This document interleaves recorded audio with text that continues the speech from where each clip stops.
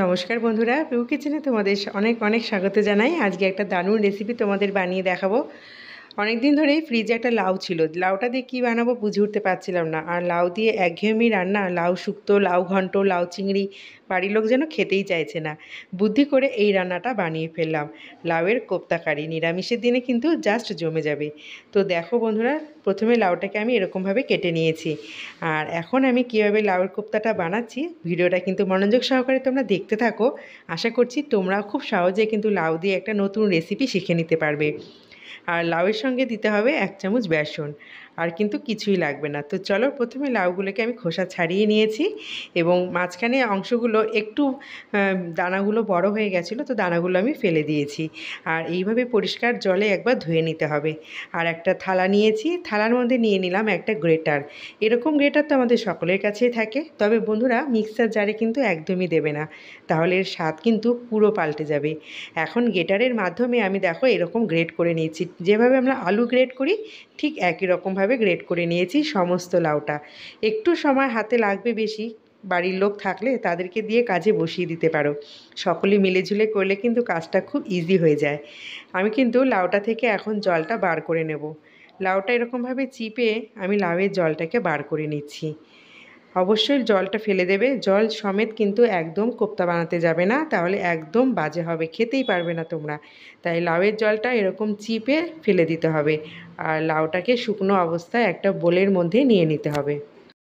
একটু ঠান্ডার কারণে আমার গলাটা একটু বসে গেছে, তাই হয়তো কথা রেকর্ডিংটা তোমাদের একটু অন্যরকম লাগতে পারে, তার জন্য আমি কিন্তু খুবই দুঃখিত। দেখো লাউয়ের যে অনেকটা পরিমাণে জল বেরিয়েছে, আর জলটা কিন্তু আমি এখন ফেলে দেব। আর লাউয়ের মধ্যে যে দানাগুলো রয়েছে সেগুলো কিন্তু ফেলে দিতে হবে। এখন আমি কিছু উপকরণ মেশাবো। প্রথমে দিয়ে দিলাম কাঁচা লঙ্কা কুচি। ঝালটা কিন্তু একটু বেশি দিয়েছি, তোমরা কিন্তু ঝালটা কম বেশি যে কোনো ইচ্ছে তোমরা করে নিতে পারো। আর এখানে দিয়ে দিলাম বেসন। আমার যতটা পরিমাণে লাউ ছিল সেই অনুসারে কিন্তু এখানে বেসন দিয়েছি আমি।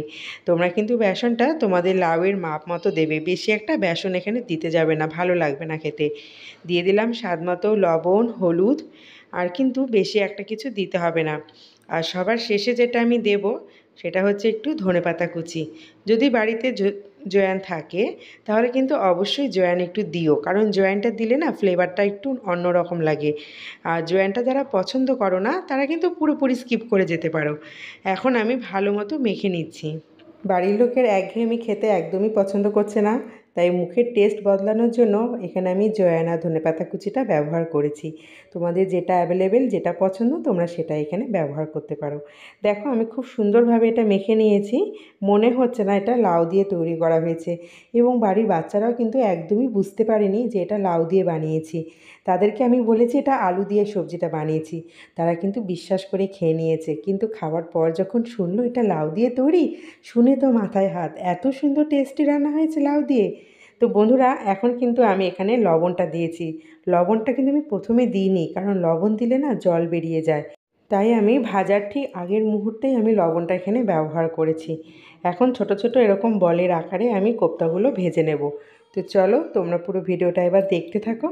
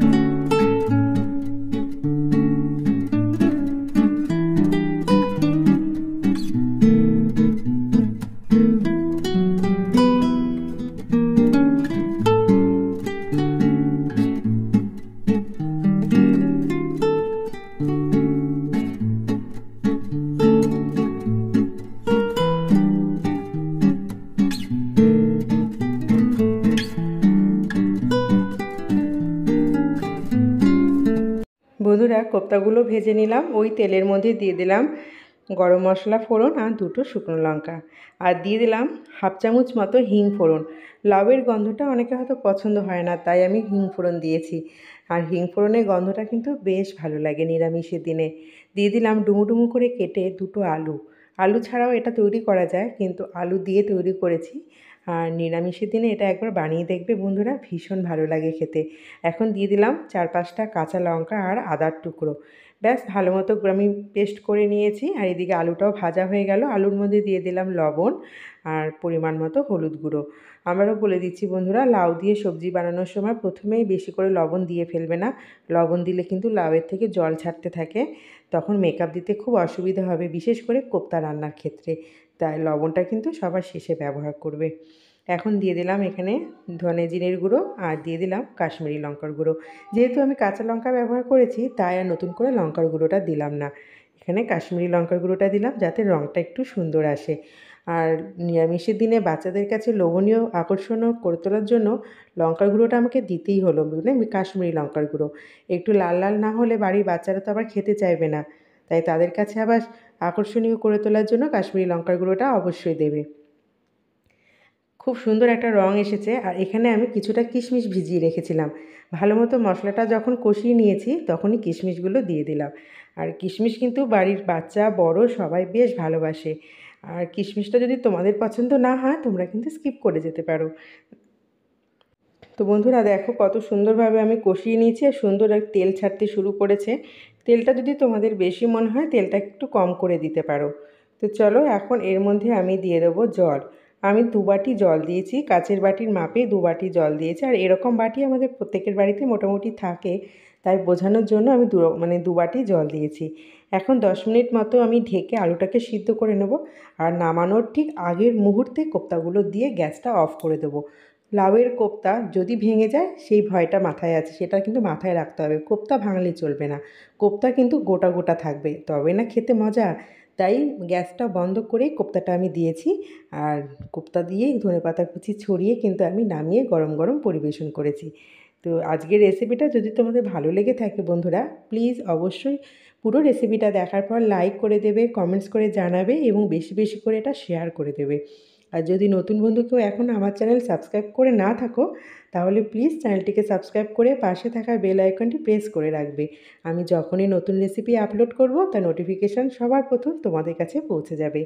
তো বন্ধুরা আমার কিন্তু কোপ্তাটা রেডি হয়ে গেছে। এখন আমি একটা প্লেটের মধ্যে সার্ভ করে নিচ্ছি সুন্দর মতো সাজিয়ে। তোমরা কিন্তু এইরকম কায়দাতেও কোপ্তাটা সাজিয়ে পরিবেশন করতে পারো। আবার যদি মনে করো রান্নাটা অনেক আগে করে রেখেছো, খাবারটা অনেক পরে খাবে, তাহলে কিন্তু কোপ্তাটা তোমরা আলাদা করে রেখে দিতে পারো ঠিক এরকমভাবে। যখন তোমরা খাবারটা খাবে তখন গ্রেভিটা গরম করে নিলে কোপ্তাগুলো বাটির মধ্যে দিয়ে ওপর দিয়ে গ্রেভিটা দিয়ে দেবে। এই কায়দাতেও তোমরা কোপ্তাটা রেডি করে রাখতে পারো। কোপ্তাটা আগে আগে বানিয়ে রেখে দিলে যখন হাতে সময়টা থাকলো। তো আশা করি তোমাদের বুঝতে আর কোনো অসুবিধা হয়নি। আমার পুরো ভিডিওটা দেখার জন্য তোমাদের অসংখ্য ধন্যবাদ জানিয়ে রেসিপিটা এখানে শেষ করছি। চলে আসবো আবার তোমাদের কাছে নতুন একটা রেসিপি নিয়ে।